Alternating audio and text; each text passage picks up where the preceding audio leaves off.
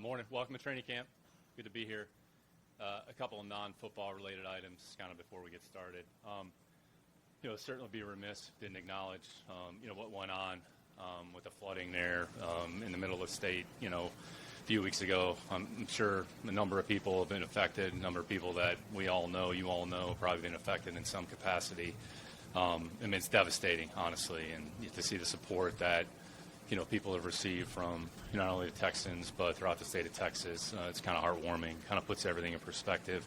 In addition, certainly thoughts and prayers to the Brayman family over his passing. Even though I wasn't around Brian, definitely distinctly remember his career, the impact that he had on the Texans. I know he was a player that, we had to count for in a kicking game, but there's a great example of a player, wasn't drafted, made the most of his opportunities, lasted 7-8 years, whatever it was, and then to be lost at 38 years old, honestly puts everything in perspective. What we're doing here is important, but in the end, it's really not that important, so it doesn't really matter. Football is football, but, life takes on, I would say, more significance, is a lot bigger than any of us in this room and, anybody within this organization, anything that we do on the field. So certainly remiss if I didn't, share a few thoughts there. On a lighter note, congratulations to the Austin girls team there, the Houston Texans flag championship. So I think at some point we'll probably see them around here at some point. But it just goes to show you the growth of not only our sport, but the interest in flag football, kids of all levels, all ages, boys, girls. So it's kind of cool to see that. So there's definitely significant growth. Don't ask me about the Olympics, what's going to happen in 2028. So we'll leave that one alone for now. But just kind of on a personal level, fortunate to be going into year 25. Very grateful for the opportunity that I have on a day-to-day basis to be a part of this organization, be part of the NFL, to be able to contribute in some small capacity. Certainly means a lot. Don't take it lightly. We're excited to get started. Good opportunity for our team. A lot of work in front of us. 20 practices, 3 preseason games, and then we open up against one of the best teams in the league in the Rams. So a lot of work to do. Had a good spring. The team's in a good spot. I think we have a pretty good football team, but in the end, it's going to come down to how well we execute, in games. So, with that, certainly take some questions and go from there. Yeah, kind of working through that. Kind of let the legal process kind of take care of itself. We've been in contact with the league. We'll work with the league. We'll be compliant on our end. We'll do the best we can. So I think it's day to day, but kind of let that process kind of take care of itself, and whatever the outcome is, we'll handle it accordingly. The Texans have never had a guy with Damon Arnett as a West record. What has meant into the thought process? Yeah, sure. A lot of thought goes into it, a lot of conversation. I think you take all the information into consideration. You go through a pretty extensive vetting process, which we did. So I think where Damon is now relative to where he was earlier in his career is at a different point. And you just are honest about those conversations. I think Damon's trying to do the right things, try to put himself in a position to take advantage of his opportunities. We're inclined, and if we feel it's appropriate, to give somebody a second chance. We'll see how it goes. Damon's got to earn his opportunity, but he's been good to work with. He's had a good attitude. He's had a good approach. So we've always taken the approach, regardless of what's happened in the past, regardless of how grave or the gravity of the situation or what it is, understand what it is. And then when a player walks in our building, they kind of have a clean slate, and they're starting from scratch. So I think it's important just to be honest. Had conversations with the McNairs and about his situation. So I'm not trying to hide anything. So we just kind of take it case by case and try to do the best we can with the information, the opportunities that are in front of us. Yeah, Jimmy's here. He reported for training camp, so he's around. So physically wasn't going to be able to do much anyways. So kind of take it day by day, and we'll see what the outcome is.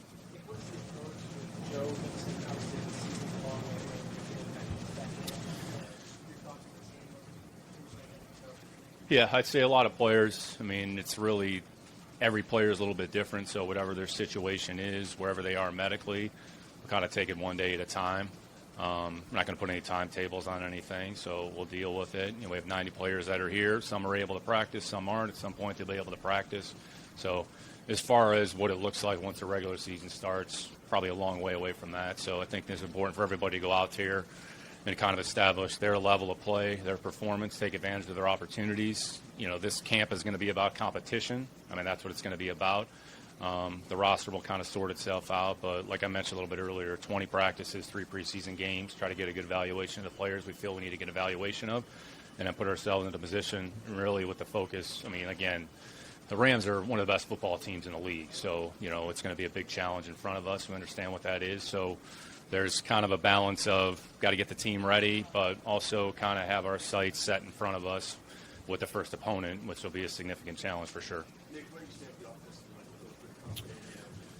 Yeah, we have a number of players here with varying levels of experience. We've talked about that. So training camp will really be a good opportunity for us to evaluate.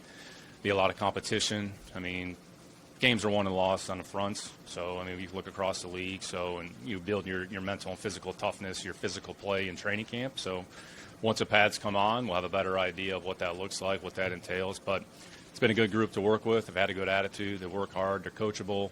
Varying levels of experience. I mean, Cole's done a great job with that group, so we'll put the 5 best out there, and like I said, we'll have 8 at the game each week.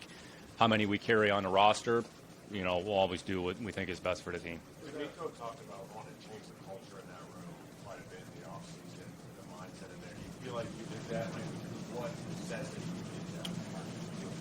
Yeah, we'll see. I mean, in the end, offensive line play is about attitude and it's about physical toughness, so and being able to do, you got to be able to do certain number of things to, I would say, a competitive enough level. So we'll find out. I mean, again, we have young players, we have veteran players. I think they have the right mindset. So honestly, it starts with Cole and kind of trickles down. But in the end, it's about the players and them relying on one another, them pushing one another, and being able to go out there and perform. I mean, the offensive line, really, it's about 5 players kind of playing as a unit. There's a lot of things that are involved. There's essentially communication on every play. Where's the mic identification? Who we push into? Where are the problems? Does everybody see the picture the same way?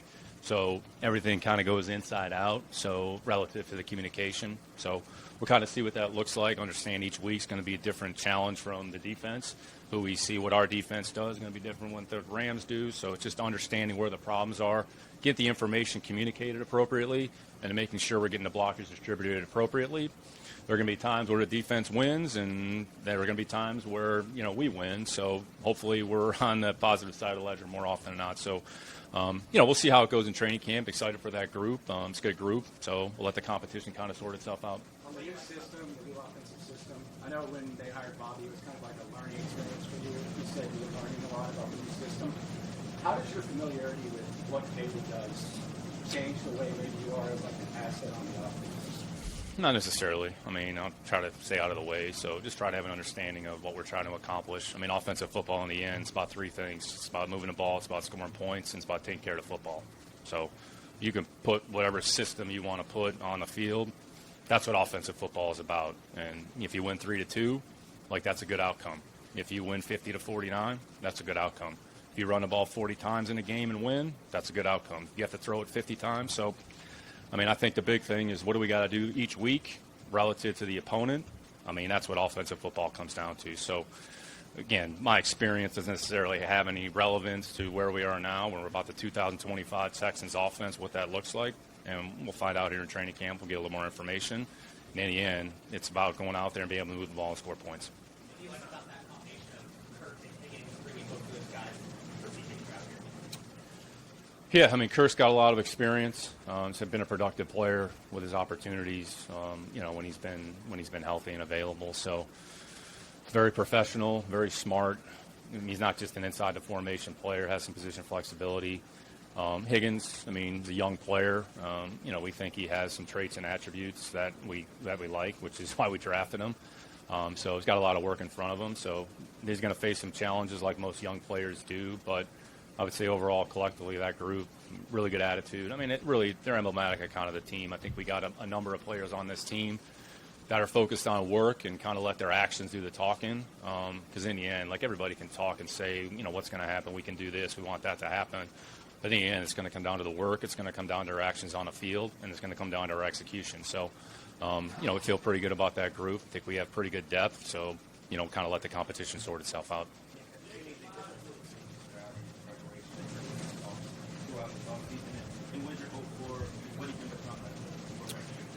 Yeah, I mean, CJ's had a good off season. I mean, our expectations for him are no different than every other player. Just be the best you can be each day. Go out there and try to do the job to the best of your ability. I mean, if everybody does that and collectively as a team, we're going to be a pretty good spot. So, again, this program, and D'Amico has said it, I've said it, it's not about one player. It's not about one individual. It's not about one position. It's again, we're going to need everybody at some point to do their job, and the better they can do to prepare themselves for the rigors of the season, the better off we're all going to be. We'll take one in the back there. Yep.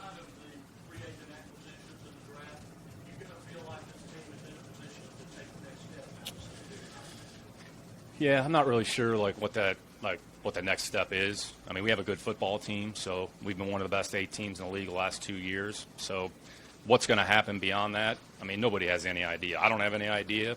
Nobody else has any idea. Anybody that says they do is probably wrong. So can we put ourselves in a position each week to give ourselves an opportunity to win? What the end result is, I mean, honestly, we're focused on the work, we're focused on the process, and that's not going to change. So you have to put a significant amount of time and energy and effort into developing your foundation, building your football team up, and in the end, it's about what happens on Sunday. So, I mean, the focus is going to be on the Rams. Anything beyond that, I mean, honestly, it's a big waste of time. So I don't spend much time on it. D'Amico doesn't spend much time on it. We're not going to spend much time on it. I mean, that's for you all to talk about outside the building. Nick, you also signed your players, your best players to extensions. Can you talk about you signing an extension? Pardon me?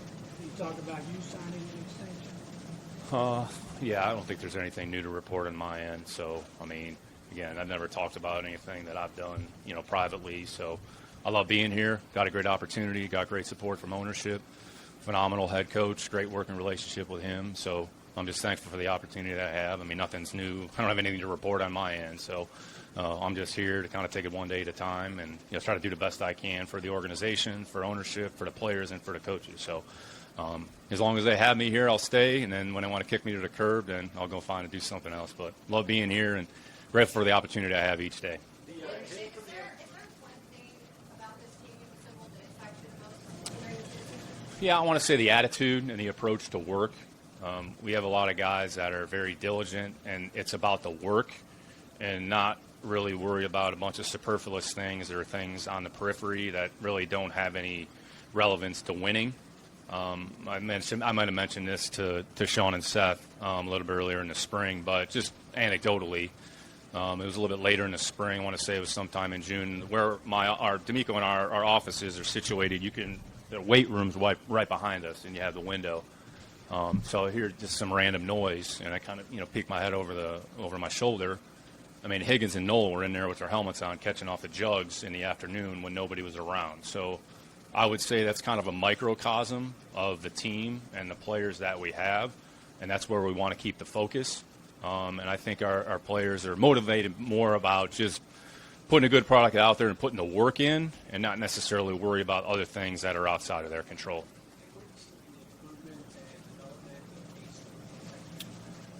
Yeah, you'd be hard-pressed to find probably a player that's improved as much as Cade in the offseason. Really took advantage of his opportunities. He's always had the right mentality and the right approach and the right mindset. I think most young players going from year 1 to year 2 have an opportunity for growth and development really more physically because they kind of have a full year in the program. So as soon as the season is over, what do you do in February, March, April, May to get yourself ready for the off-season program? Cade, along with a number of other players, certainly took advantage of his opportunities. We're glad Cade is here and looking forward to potentially what he can bring to our football team. Higgins' contract had a lot of attention, kind of once I know you love this topic. What was your mindset on that, and do you think it's kind of overblown that y'all impacted the entire second round? Yeah, I would say it's really much ado about nothing. I think it was a kind of fabricated story. Let's just take a step back. And again, when you're reading about this in the Wall Street Journal, everybody's got too much time on their hands. But just philosophically, when you look at, say, contracts in the second round specifically, so when you look at the top of the second round last year, I want to say, those contracts were 92, 93% fully guaranteed, right? So let's just kind of fast forward, adjust for inflation a little bit. There's probably going to be some marginal increase. So let's just say the number is, 3 to 5%, right? So that small margin that's left, it's a difference of, it's not that much. I mean, you guys are all smart. You can do the math. So, again, we're trying to get ahead and stay ahead on trends. Eventually, it was probably going to get there anyways. So we just felt like that was the right thing for us to do. And I think what happened after that, honestly, it was a non-story that was made into a story. But, I mean, everything kind of worked itself out. I think all of us in the league, myself included, have anticipated, at some point, probably the first 4 or 5, you're going to end up at that spot anyways. So why wait around? Why kind of bicker back and forth, go back and forth on the agents? Like, get to a resolution. I mean, I think people that kind of know me and that negotiate with me, I'm kind of a bottom line guy. So let's get to the bottom line. Let's not hem and haw. And, if we think everybody's comfortable with it, then we're going to go ahead and move forward. It didn't really impact Ursary, which is a part of the second round. I think that was more of some other factors that led to kind of the stall there. So we're always going to handle business however we see fit, try to do it logically, be pragmatic about it, try to do it in a responsible way. So, again, the off-season, there's not a lot of things to talk about. So when I start being around in the Wall Street Journal, that, this is kind of, it's a nothing deal. So you didn't change the game or anything? No, I'm not that smart, believe me. Your peers weren't that either? I didn't hear anything from anybody, so. You mentioned the attitude, the desire to work. How have you seen that kind of ingrain itself in this organization the last couple of years? Yeah, football is ultimately about the players. So if you have players that walk in the building with that mentality and mindset, I would say, we're very purposeful with the type of people that we bring in the building, because in the end, they're the ones that are going to go out there and play. So you win with toughness, you win with physicality, you win with selflessness in this league. So who are the players that have those requisite qualities? We certainly prioritize that. You have to be able to play football. I'm not going to put my head in the sand and be naive to the fact you have to be able to go out there and execute your job and play football.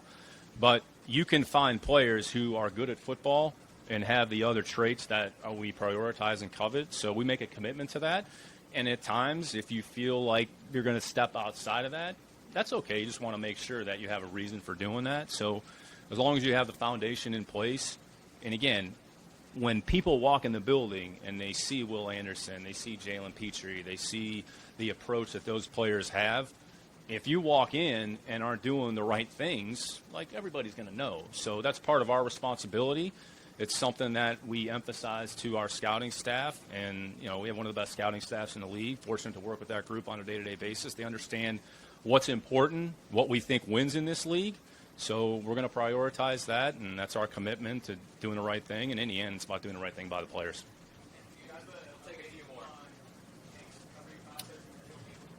Yeah, making progress, kind of one day at a time.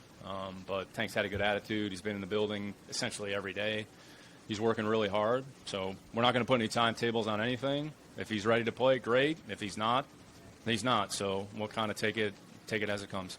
As someone who's been in the league for a while, what have you seen in terms of technology changing the game, and specifically as it relates to the work? Yeah, it's a great question. You really can incorporate it in a lot of different areas. How you watch tape, how you curate information, aggregate information, how much data you collect on the players, and really with the idea of providing them information. And so we can evaluate and look at trends and look at areas that we can improve. So, I mean, I joke with my girls about this because their father, they think it's all about efficiency, but technology is about efficiency. So it helps streamline some things. So there's a timing element. When I was a scouting assistant, you were coding beta tapes. So if you were doing 4 players, you essentially would have to go through and mark the 4 or 5 different players and then go back and create the tape. It took a long time. Now there's technology where if you want to go to a player's targets, you want to go watch certain rushes or his pressures, you can click a button and go to that. So we've seen technology integrated into football. We're, I would say, starting to keep pace a little bit with other sports. Baseball is probably the furthest ahead. Baseball and basketball, they're a little bit more static relative to what goes on kind of in a fixed element. On a field, there's a lot more variables, but some things off the field you can incorporate it, scouting, operations, sports science. So we're always going to look at opportunities. We're not just going to use technology just to do it. Is there an application? Great. If there is and we can incorporate it, then we'll investigate it. If it doesn't work, then we'll look at something else. But it definitely has a place. Really, it has a place in all of our lives. But in football is no exception.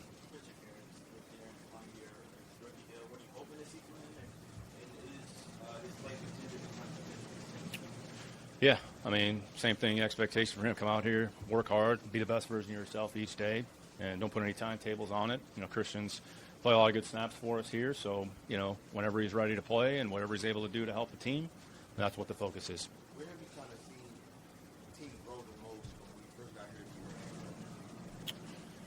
here?